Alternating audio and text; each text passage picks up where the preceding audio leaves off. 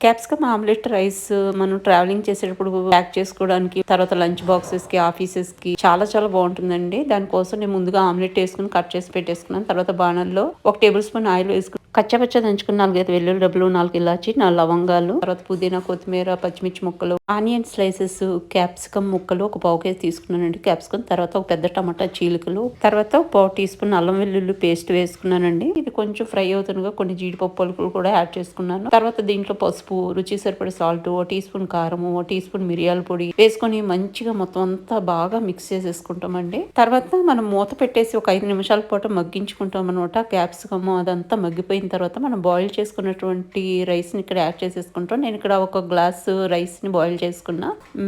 Magic masala add చేసుకున్నానండి, ఒక table spoon. మొత్తం అంతా మిక్స్ చేసేసుకుని మనం కట్ చేసుకున్నటువంటి ఆమ్లెట్ పీసెస్ కూడా వేసేసుకుని మనము ఒక 2 నిమిషాల పాటుగా ఫ్రై అవనిస్తే సరిపోతుందండి. ఇంకా దీన్ని